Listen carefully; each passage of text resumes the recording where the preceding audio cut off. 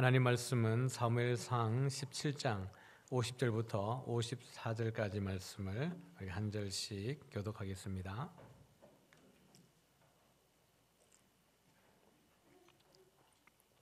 제가 먼저 읽겠습니다.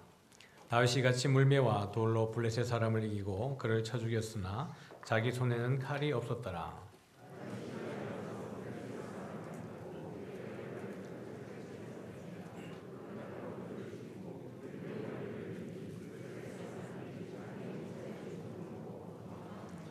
이스라엘과 유다 사람들이 일어나서 소리 지르며 블레셋 사람들을 쫓아 가이와 에그론 성문까지 이르렀고 블레셋 사람들의 부상자들은 사하라임 가는 길에서부터 가드와 에그론까지 엎드러졌더라.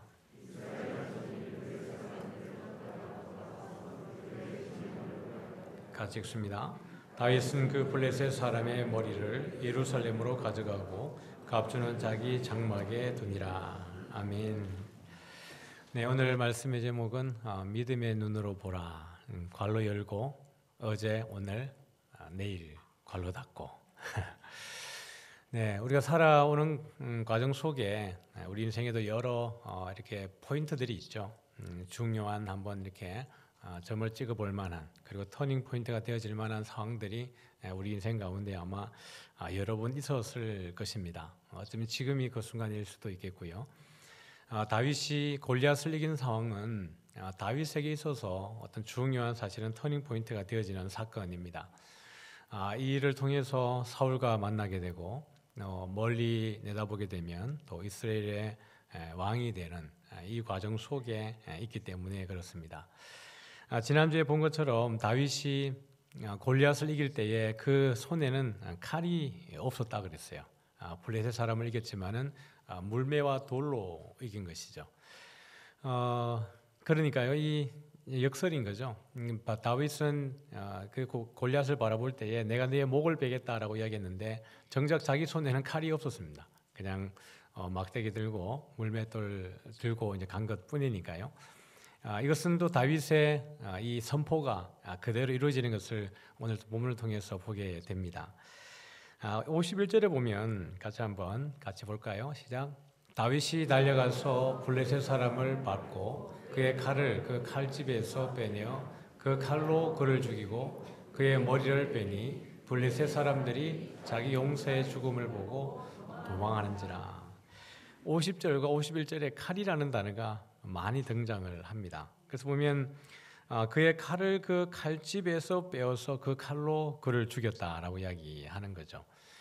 그러니까 골리앗은 이 전쟁 가운데에서 칼을 한 번도 빼보지 못하고 죽었어요. 싸움이 좀 싱겁죠. 우리가 과거에는 권투를 많이 봤고 요즘에는 이제 격투기가 많이 방영되고 있죠. 그런 과거에 이렇게 그 권투나 이렇게 보면 전적이 아주 이렇게 탁월하고 또 덩치도 크고 힘도 세고 그러한 싸우면 KO로 늘 이겼던 그런 사람들이 이제 자기에게 도전하는 선수를 보고 전적도 얼마 되지 않고 본인이 볼 때 체격도 얼마 커 보이지 않는 선수가 이제 신인이 등단을 해가지고 링 위에 같이 서게 됩니다. 가끔씩 이 하이라이트를 보면 그런 챔피언인 사람이 이 도전자에게 아주 조롱하면서 약을 올리면서 게임을 이렇게 시작하는 것을 보죠. 그런데 정말 한 번도 이렇게 이름이 날리지 않았던 그런 신인인 사람에게 게임을 시작하자마자 그냥 갑자기 아무것도 자기도 못하고 탁 꼬꾸라지는 것을 볼 때가 가끔 있습니다. 팔 한 번 뻗어보지 못하고 발 한 번 뻗어보지 못하고 상대방을 조롱하다가 쓰러지는 장면들이 되는 거죠. 게임이 싱거워지는 겁니다. 오늘 골리앗과 다윗의 싸움이 꼭 그러한 거죠. 앞에 방패든 자를 세우고 자기는 온 노스로 철갑을 만들어서 몸을 두르고 창과 칼을 들고 나아갔는데 정작 이 전투에서 한 번도 창을 써보지도 못했고 칼을 써보지도 못했고 다윗이 이야기한 것처럼 그의 손에는 이렇게 칼이 없었지만은 골리앗의 칼집에서 칼을 빼어서 골리앗의 목을 베는 참 아이러니한 일들이 여기에 벌어지고 있는 것입니다. 뿐만 아니라 다윗은 블레셋 사람을 밟고라고 되어 있죠. 이 밟는다는 것은 완전한 정복, 완전한 승리에 대한 또 다른 표현이기도 합니다. 요한계시록 10장에 보면 한 힘센 천사가 하늘에서 내려오죠. 그것은 예수님에 대한 상징적인 이미지로 소개를 하고 있는데, 이 힘센 천사가 하늘에서 내려와서 한 발로는 땅을 밟고 한 발로는 바다를 밟습니다. 이것은 계시록의 전체적 이미지에서 보면, 우리가 이제 유대인의 세계관에 대해서 지난번에도 보았지만은 바다에는 누가 거하고 있다고 보고 있죠? 악의 세력이 바다에 거하고 있다라고 보는 것이 유대인의 그 세계관입니다. 그리고 계시록에서도 바다에서도 용이 올라오고 짐승이 올라오고 땅에서도 짐승이 올라와요. 그리고 공중에는 누가 있냐 그러면 용이 있죠. 사단의 세력이 공중에서와 바다와 땅에서 올라오는데, 힘센 천사가 하늘에서 내려와서 바다와 땅을 밟는다라고 하는 것은 이미 이 전쟁의 승리는 이 어린 양께서 완전히 승리하셨다라는 것을 이야기합니다. 아무리 땅에서 짐승이 올라와도, 아무리 바다에서 짐승이 올라와도 그들이 하나님의 나라를 해칠 수 없다라는 것을 보여주기 위해서 힘센 천사가 바다와 땅을 밟고 있다라고 표현하고 있는 것이죠. 오늘 이 본문 가운데에도 다윗이 블레셋 사람을 밟았다라고 하는 것은 완전히 이겼다, 승리했다라는 것입니다. 지금 이 전쟁은 골리앗의 입을 통해서 나온 것을 빗대어서 보면, 이 전쟁은 골리앗과 다윗의 전쟁이 아니라 신들의 전쟁이에요. 자기들의 신들의 이름으로 여러분 다윗을 저주하고 이스라엘 백성들을 저주한 것이거든요. 그러니 골리앗이 쓰러지고 죽은 것은 그냥 골리앗 한 사람이 죽은 게 아니라 골리앗을 세웠던 블레셋 신들의 패배입니다. 그리고 골리앗이 조롱했던 이스라엘의 하나님, 그 한 분 하나님이 블레셋의 모든 신들을 심판하고 이겼다는 것을 보여주는 거죠. 블레셋 백성들에게는 두려운 일입니다. 왜냐하면 이 전쟁을 위해서, 이 전투를 위해서 얼마나 그들은 제의적인 행위를 하고 그들이 온 힘을 모았을까요? 그런데 이 어린 아이 하나가 와가지고 그들의 장수를, 용사를 이겼으니까요. 이것은 두려운 일이죠. 그래서 51절의 하반절에 보니까 그의 머리를 베니 블레셋 사람들이 어떻게 하고 있죠? 자기 용사의 죽음을 보고 도망할 수밖에 없죠. 신들의 패배이니까요. 이길 확률이, 승산이 없는 것입니다. 여러분, 악인의 강성함, 악인의 강함, 이것은 하나님의 강력함을 더욱더 드러낼 뿐입니다. 우리에게 궁금한 것은 이런 궁금증이 생길 수 있습니다. 왜 악은 이 세상에 존재하는 것이고, 왜 하나님은 이 땅에 죄를 들어오도록 그냥 허용을 해두시는 것인가? 왜 선악과를 만들어서 아담과 하와가 선악과를 따먹게 하는 것인가에 대한 질문이 있습니다. 죄라고 말하면 분명히 하나님의 말씀을 따르지 않는 것, 하나님에게 불순종하는 것을 죄라고 이야기하는데, 그것이 뻔히 죄를 짓게 되었을 때 하나님 당신의 말씀을 따르지 않는 것이 너무 선명하고, 당신을 대적하며 당신과 전쟁을 벌일 어떤 상황들이 발생될 것에 대해서 하나님이 너무나 자명하게 알고 있음에도 불구하고 왜 이 땅에 죄가 들어오고 악이 들어오는 것을 하나님은 허용을 해두시는 걸까에 대한 궁금증이 생기는 겁니다. 천사들이 그러하고 아담과 하와가 선악을 따먹고 난 이후에 인류가 그러하고, 죄는 우리에게 늘 불편한 것입니다. 죄가 없다면 우리에게 고통도 아픔도 눈물도 비교도 어떤 슬픈 일도 우리에게 없을 것이 너무나 분명하기 때문에 그렇습니다. 그런데 왜 하나님은 우리에게 악한 것을 허용하시고 죄가 들어오는 것을 허용해 두시는 것일까? 그것은 그 죄가 하나님의 영광에 어떠한 그 악한 영향도 미치지 못하기 때문에 그렇습니다. 악이 강성하면 강성할수록 더 드러나는 것은 누구의 강함일까요? 하나님의 강력함입니다. 모든 만물의 창조자이신 하나님과 창조자로부터 나온 모든 피조물들 가운데에 어떠한 피조물들도 그들이 연합한다 할지라도 절대로 창조자를 이길 수 없기 때문에 그들의 힘이 강력해질수록 그들보다 더 강력한 하나님의 능력이 드러날 뿐이기 때문에 하나님은 이 땅에 악한 것이 존재하는 것에 대해서 허용을 해 두시는 것입니다. 시편 2편에 보면 어찌하여 이방 나라들이 분노하며 민족들이 헛된 일들을 꾸미는가? 이방 나라라고 하는 것은 그냥 하나님과 관계없다라는 것이 전제된 거죠. 하나님을 대적하고 하나님의 말씀을 따르지 않는 것이 전제되어 있는 것입니다. 그러니 이방 민족들이 하는 것은 그 하나님을 믿는 사람들과의 대적하는 것도 전제가 되어 있는 것이겠죠. 그러니까 시편 2편에 보니까 어찌하여 이방 나라들이 분노하고 민족들이 헛된 일들을 꾸미는가라고 이야기하시면서 하늘에 계신 이가 웃으시며 주께서 그들을 비웃으시리로다라고 이야기합니다. 다시 말하면 악한 세력들이, 그 악함의 강성함을 가진 사람들이 하나님을 조롱하는 게 아니라 오히려 그 강력한 악한 세력들의 힘을 누가 조롱하고 있는 거죠? 하나님이 비웃고 조롱하고 있는 것입니다. 그들이 아무리 악한 꾀를 내어도 하나님이 그 모든 것들을 다스리실 것이기 때문에 그래요. 출애굽기 5장에 보면 모세가 바로에게 가서 이 민족 이 백성을 이끌어내야 됩니다. 나를 보내시는 여호와이신데 하나님이 이 민족을 반드시 끌어내라고 나를 보냈습니다. 당신이 보내야 됩니다라고 이야기할 때 바로가 모세에게 이렇게 이야기합니다. 같이 읽어볼까요? 바로가 이르되 여호와가 누구이기에 내가 그의 목소리를 듣고 이스라엘을 보내겠느냐? 나는 여호와를 알지 못하니 이스라엘을 보내지 아니하리라. 여기 보니까 바로의 말은 여호와가 누구냐? 나는 여호와를 알지 못한다라고 이야기합니다. 바로의 마음도 이해가 되죠. 왜냐하면 정말 여호와가 살아있는 신이라면 왜 그의 백성을 이 땅에서 400년 동안 종노릇하도록 내버려 두었겠느냐? 여호와라고 하는 신이 있냐? 나는 그 신을 도무지 알지 못한다라고 이야기를 합니다. 보내지 않죠. 그러나 로마서 9장에 보면 이 바로에 대해서 성경은 우리에게 이렇게 보여주고 있습니다. 같이 보죠.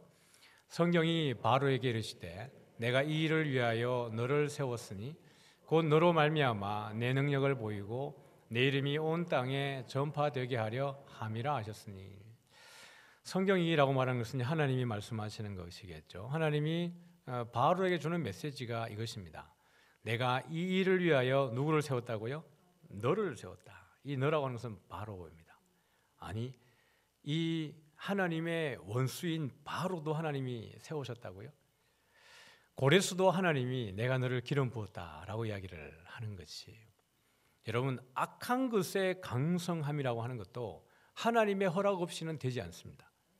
하나님이 그것을 허락하셨기 때문에 악이 강성해질 수 있는 것이에요. 하나님이 애초에 그 악함에 대해서 강성함을 허락하지 않는다면 그들은 강해질 수가 없어요. 바로가 강해지는 것은 하나님이 내가 너를 세워서 누구의 이름을 드러내는 것입니까? 내 이름을 드러내고 내 능력을 보이고 내 이름이 온 땅에 전파되게 하려 함이라. 바로가 마음이 교만해져서 모세가 와서 내 땅, 내 민족을 보내주십시오. 이스라엘은 하나님의 아들, 하나님의 장자입니다. 보내셔야 됩니다라고 할 때 바로는 그 말을 듣지 않습니다. 그래서 그 나라에 몇 가지 재앙이 내리는 거예요? 10가지 재앙이 내리는 거예요. 그 10가지 재앙을 통해서 이 애굽에 있는 모든 신들을 하나님이 심판하는 겁니다. 모든 신들이 하나님의 심판을 받고 마지막에 내린 결론은 뭐죠? 애굽에 나가게 하는 겁니다. 하나님의 콧김으로 홍해를 갈랐다 그랬어요. 하나님의 능력이 콧김 한번 내셨을 뿐인데 홍해가 갈라지는 겁니다. 이게 우리 하나님의 능력이에요. 하박국 2장 4절에 보면 우리가 너무나 잘 알고 있는 2장 14절에 이렇게 말합니다. 시작. 이는 물이 바다를 덮음같이 여호와의 영광을 인정하는 것이 세상에 가득함이니라. 너무나 잘 알고 있죠. 물이 뭐죠? 바다를 덮음같이 여호와의 영광을 인정하는 것이 온 세상에 가득함이니라. 이 말씀은 이스라엘 백성들이 유다가 갈대아의 바벨론의 멸망을 앞두고 있는 상황입니다. 민족적으로 봐도 그렇고 개인적으로 봐도 그렇고 이것은 고난이고 순환이고 고통입니다. 나라를 잃어버린다는 것은 어느 민족이 그걸 원할 수 있겠습니까? 그러나 하나님 입장에서 보면 이 민족이 하나님을 온전히 섬기지 않았기 때문에, 하나님의 법을 따르지 않았기 때문에 하나님이 심판을 주시는 것이지만, 하나님의 경륜에서 더 큰 범주로 보면 그럼 왜 하나님은 이 민족을 다른 나라의 노예로 보내시는가라는 것입니다. 바벨론과 그 다음에 페르시아와 메데와 헬라 제국 안에 밑에 그 영향력 아래에 있게 되는 것인데 과연 하나님은 어떤 의도로 이것을 행하시는가라는 것이죠. 여러분, 이들이 포로로 끌려가게 되었을 때 그들에게는 자유가 사실은 없죠. 그 제국의 왕들이 시키는 그 조서를 따라서 그들의 법을 따라야 되는 것입니다. 그런데 끌려간 노예들이 제국의 왕의 말을 듣지 않습니다. 기도하지 말라 그래도 기도하고, 우상 숭배하라 그래도 우상 숭배하지 않고, 그들이 죽으면 죽으리라는 마음으로 오직 여호와만을 섬기는 것이에요. 그 고난과 환난 가운데에 드러나지고 증명되어지는 것은 노예들이 하고 있는 그 행위 속에서 저들이 믿고 있는 신이 참된 신이라는 것이 드러날 뿐입니다. 그래서 바벨론 왕들의 입을 통해서, 그 페르시아 왕의 입을 통해서 이스라엘의 하나님은 참 하나님이라고 고백하게 만드는 것이에요. 그러므로 이것이 포로로 끌려가는 민족 입장에서 너무 가슴 아픈 것이지만은, 물론 그들의 죄의 결과이지만 하나님은 더 큰 그림 속에서 보면 그런 고난과 포로 상황 속에서 오히려 하나님은 당신의 이름이 드러나는 것입니다. 물이 바다를 덮음같이 여호와의 영광을 인정하는 것이, 그 이방 나라들의 왕의 입을 통해서 여호와가 참 하나님이라고 그렇게 해서 그 민족을 돌려보내게 되는 것입니다. 너희가 너희 민족에로 돌아가서 그 성전을 재건하고 너희 하나님을 섬기라고 그들을 돌려보내게 되는 것입니다. 바로의 힘이 아무리 강력해도 바로의 강력함이 오히려 하나님의 영광만이, 하나님의 능력을 더 드러낼 뿐인 것입니다. 이 세상 사람들 가운데에는 자기들의 의로움이, 자기들의 정직함이 무기가 되어서 그들이 부유해지고 강성해지고 재산과 사회적 지위를 이룬 것을 자랑하는 이들이 꽤나 있습니다. 나는 정직하다, 한 번도 속여본 적이 없다, 나는 정말 성실하게 살았다, 나는 없을 때에도 남들을 구제했고 그것 때문에 지금도 나는 내 수입의 더 많은 부분들을 나는 지금도 구제하고 있다. 근데 교회 다니는 사람들 보니까 잘 속이고 거짓말하고 교회에서 싸움이나 하고 도대체 교회를 왜 다니는 거냐 라고 조롱하는 이들이 있습니다. 그들의 의로움이, 그들의 악함의 강성함이 그들의 자랑이 됩니다. 때로는 이것들 때문에 우리는 위축되기도 하고 자존감이 떨어지기도 하고, 과연 내가 여기에 계속 있어야 되는가라고 하는 그 갈등이 있습니다. 그러나 그들이 보이는 것은 보는 것의 전부밖에 안 됩니다. 그러나 우리가 믿는 하나님은 살아계신 하나님인 줄 믿으시길 바랍니다. 그들이 그렇게 조롱할 때, 그렇게 비웃을 때에 오히려 그들을 비웃는 것은 누구이겠습니까? 하나님이 그들을 비웃고 있는 것이에요. 우리가 믿음 안에 있다면 오히려 그 사람들을 불쌍히 여기는 마음이 있을 겁니다.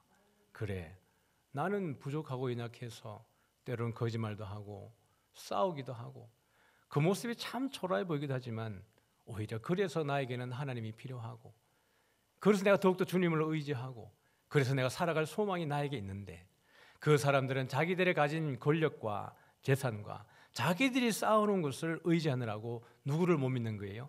하나님을 믿지 못하는 것입니다. 금요기도 때도 우리가 마지막 나눴지만은 의인들은 하나님의 나라에서 해같이 빛나리라 라고 이야기를 했습니다. 그러나 가라지는 악인들은 마지막에 풀무불에 들어가서 영원히 이를 갈며 슬퍼한다라고 이야기를 하는 것이에요. 우리가 믿는 하나님은 바로 그런 분입니다. 악함의 강성함을 허용하는 것은 오히려 하나님의 영광을 드러내기 위한 것이라는 것을 꼭 기억하시기를 바랍니다. 오늘 말씀 우리 53절과 54절을 보면 같이 한번 볼까요? 같이 읽습니다. 시작. 이스라엘 자손이 블레셋 사람들을 쫓다가 돌아와서 그들의 진영을 노략하였고, 다윗은 그 블레셋 사람의 머리를 예루살렘으로 가져가고 갑주는 자기 장막에 두니라. 이들이 이제 다윗이 골리앗을 무너뜨렸으니까요, 52절에 보면 일어나서 소리 지르며 라고 이야기합니다. 우리는 약해요. 우리는 약해서 리더십을 가진 사람이 참 중요합니다. 누가 우리를 리더하느냐는 참 중요한 것이고, 그래서 하나님이 영적 지도자들을 늘 세우는 것입니다. 이 다윗이 골리앗을 이기고 났을 때 그렇게 두려워 떨었던 이스라엘 백성들이 함께 일어나서 소리를 지르면서 전장으로 달려가는 것입니다. 우리 하나님은 죽은 하나님이 아니라 살아계신 하나님이라는 것을 그제서야 이 모든 이스라엘 백성들이 다시 한번 확인을 하고 전장으로 뛰어가는 거예요. 올해 우리의 표가 일어나라 함께 가자입니다. 소리는 혼자 지르는 게 아니에요. 다윗이 이기고 혼자 외치는 게 아니라 다윗이 골리앗을 이겼을 때 온 이스라엘 백성들이 함께 소리 지르며 일어나서 전장으로 나아가는 것입니다. 우리가 신앙생활을 하는 이유는, 공동체가 있는 이유는, 우리가 문화사랑방을 새롭게 편성하는 이유는 믿음 생활은 혼자 하는 것이 아니기 때문에 그렇습니다. 이 험한 전쟁터 같은 이 세상에서 여러분 우리가 홀로 어떻게 나가서 이기겠습니까? 눈을 돌려보면 기독교에 대해서 불편한 감정을 가진 사람들이 늘려 있습니다. 나 혼자 싸우기에는 너무 버거운 것이 이 세상입니다. 주님이 교회를 우리에게 허락하셨을 때는 주님이 친히 머리가 되어주시고 우리 모든 성도들을 몸이요 몸의 지체로 불러주셨습니다. 지치고 아픈 마음을 어디에서 위로받을 수 있을까요? 우리 공동체 가운데에, 우리 교회 가운데에서 위로받는 줄 믿습니다. 주변에 아픈 분들이 있습니까? 우리는 위로해야 될 책임이 있습니다. 실족한 자들이 있습니까? 그 실족하면서 일어설 수 있도록 도와야 될 책임이 우리에게 있습니다. 주님이 그것을 위해서 우리에게 공동체를 주셨기 때문에 그렇습니다. 이 이스라엘 백성들이 함께 나가서 전쟁할 때 그들의 그 블레셋 땅 지경까지 쫓아가게 되는 겁니다. 그리고 난 이후에 돌아와서 엘라 골짜기에서 전리품들을 획득하는 것입니다. 사랑하는 성도 여러분, 더욱더 하나 되어지기를 주의 이름으로 축복합니다. 더 함께 짐을 나누어 지고 나의 짐을 잘 감당해서 우리 온 성도들이 정말 주님께서 여러분에게 우리 교회 가운데에 우리 공동체에 맡긴 사명을 함께 이루기를 주의 이름으로 축복합니다. 여기 보면 54절에 다윗은 그 블레셋 사람의 머리를 어디로 가져간 거죠? 예루살렘으로 가져가고 갑주는 자기 장막에 두니라. 여기 이제 궁금한 게 생기는 겁니다. 왜 다윗은 골리앗의 머리를 예루살렘으로 가져가는 것일까? 이게 궁금한 거예요.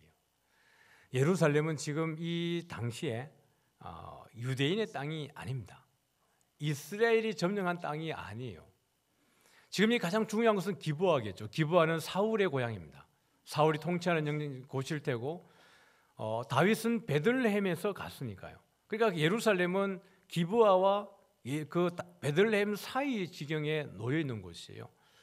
엄밀하게 말하면 지금 다윗과도 상관이 없고 사울과도 상관이 없는 곳이 예루살렘입니다. 왜 다윗은 골리앗의 머리를 가지고 예루살렘으로 나아가게 된 것일까? 그러면서 이제 갑주는 자기 장막에 두었어요. 아간이 여리고성이 무너졌을 때 모든 것을 진멸하고 하나님께 바치라 그랬는데 거기서 전리품 가운데 얼마를 숨겼다가 이 민족이 고통당하는 것을 경험하게 되죠. 근데 다윗은 적어도 그렇게 하지 않았던 것 같아요. 칼은 제사장이 집에 맡긴 것 같고요. 갑주는 자기 장막에 두었지만 자기를 위해서가 아니라 이것은 다른 방편으로 사용하였을 것이 너무 분명해 보입니다. 사울이 죽게 되었을 때 블레셋 사람들이 사울의 목을 베고 이것을 시체를 벳산 성벽에다가 매달아 두었습니다. 그리고 사울의 갑주를 벗겨서 어떻게 했는지 모르지만 정확하게 갑주를 돌렸는지 사울의 시체의 일부를 돌렸는지 모르겠지만 블레셋 지경에 다 돌게 해서 블레셋 사람들이 사울의 죽음을 알게 했습니다. 사울이 죽었다. 그리고 사울의 죽음의 흔적이 이것이다라고 아마 블레셋 사람들에게 아마 공포했을 겁니다. 레위인의 첩이 죽게 되었을 때, 베냐민 지파의 악행으로 죽게 되었을 때 레위인은 이 여인의 시체를 12조각을 내어서 이스라엘 12지파에 다 보내고 전쟁을 발발시킵니다. 어쩌면 다윗도 자기가 선포한 대로 내가 너의 목을 베고 목을 뱄습니다. 블레셋 사람들의 시체를 공중의 새와 들의 짐승의 밥이 되게 하겠다라고 선포를 한 거예요. 어쩌면 이 갑주뿐만 아니라 그 골리앗의 시체, 이것을 블레셋 사람들에게 알게 하지 않았을까라는 것을 추측해 볼 수 있습니다. 자, 거기까지 하고 다시 질문으로 돌아가 보면 왜 다윗은 골리앗의 머리를 예루살렘으로 가져간 것일까? 예루살렘이라는 지명이 너무 익숙하니까 이것은 그냥 거기에 뭐가 있지 않을까 싶은데 그렇지 않습니다. 우리 같이 한번 성경 구절을 보도록 하죠. 우리 여호수아 16장 한번 보겠습니다. 여호수아 15장 63절인데 같이 읽죠. 시작.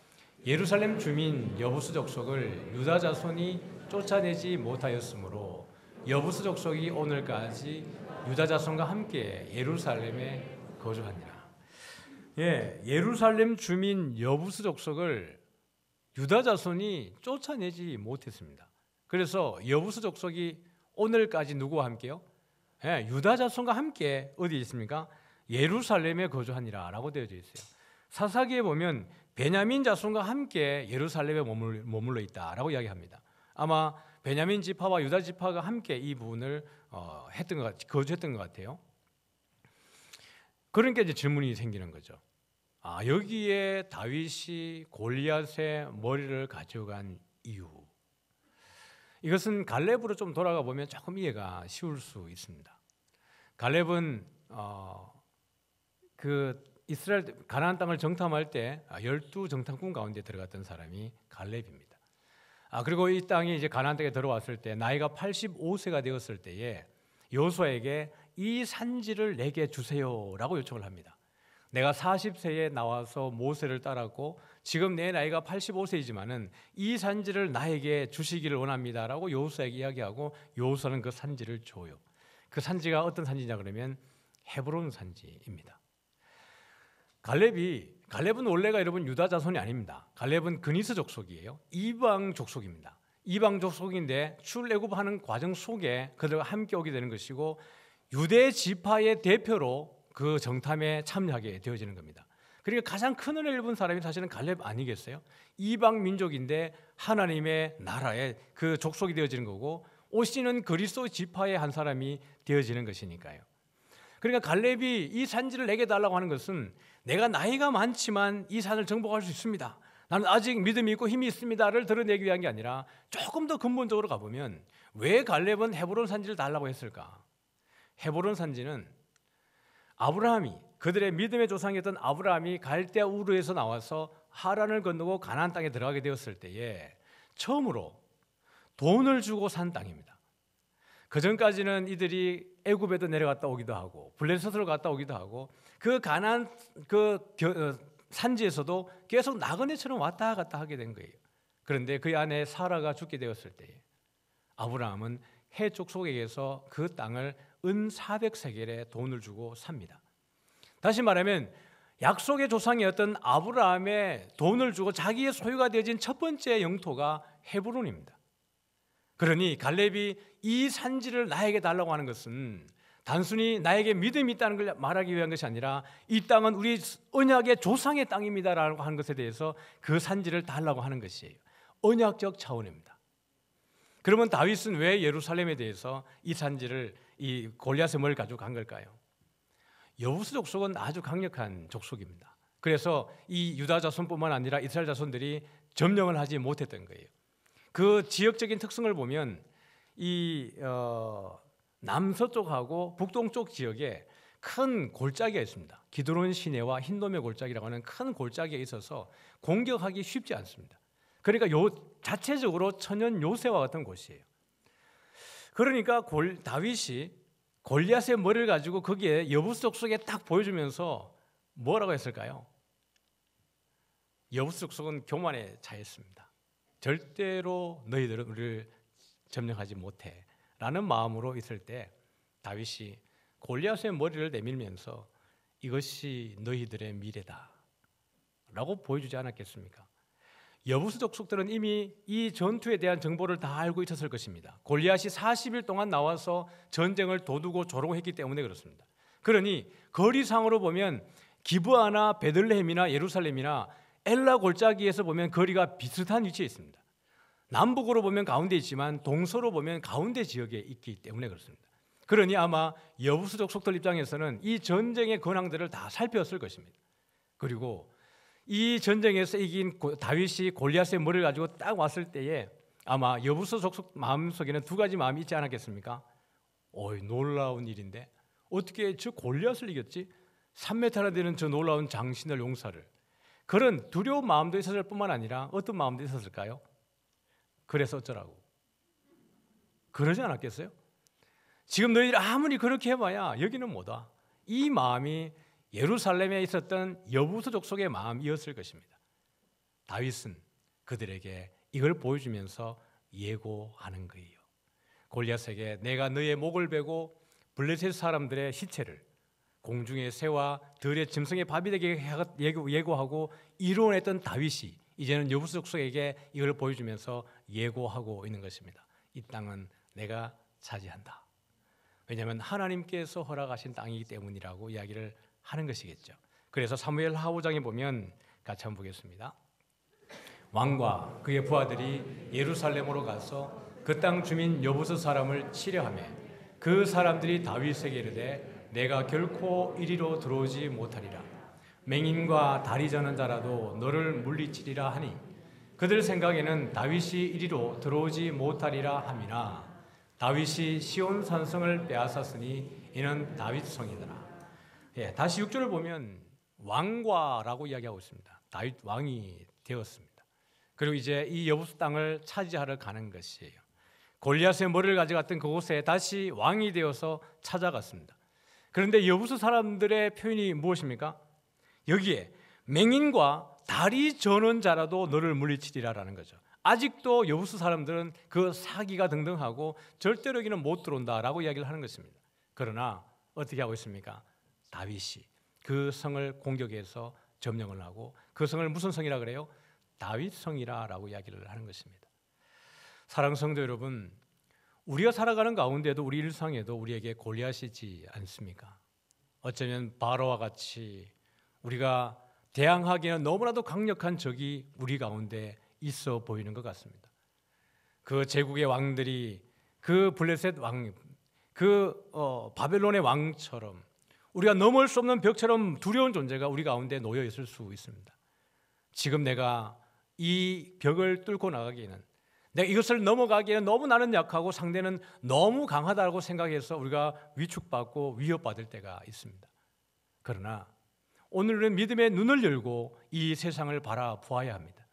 갈렙이 그랬던 것처럼, 다윗이 그러했던 것처럼 내가 보는 것이 전부가 아니라 보지 못하는 너머에 우리 하나님이 이 세상의 악한 자들보다 더 강하다고 하는 것에 대한 믿음이 여러분에게 있으셔야 합니다. 그럼에도 불구하고 너무 두려운데요. 그렇다면 우리의 어제를 보시기를 바랍니다. 우리의 지나간 날들을 여러분들이 바라보시면 참 좋겠습니다.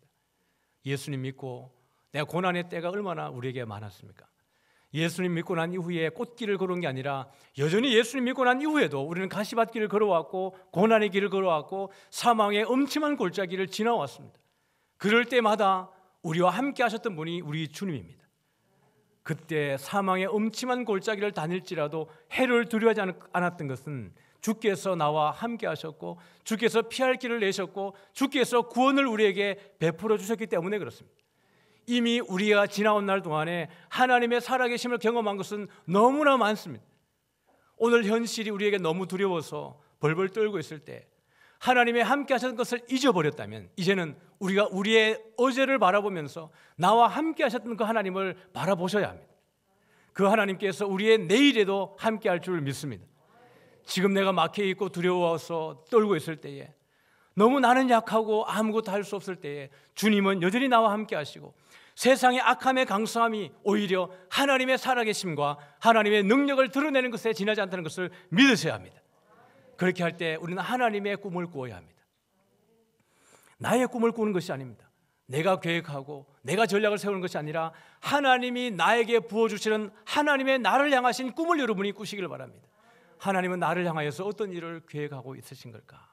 잘 보이지 않을 때에도 이미 나에게 베푸셨던 그 놀라우신 은혜를 인하여서 내일에 대한 나를 향하신 하나님의 일들을 기대할 수 있는 저와 여러분 되기를 소원합니다.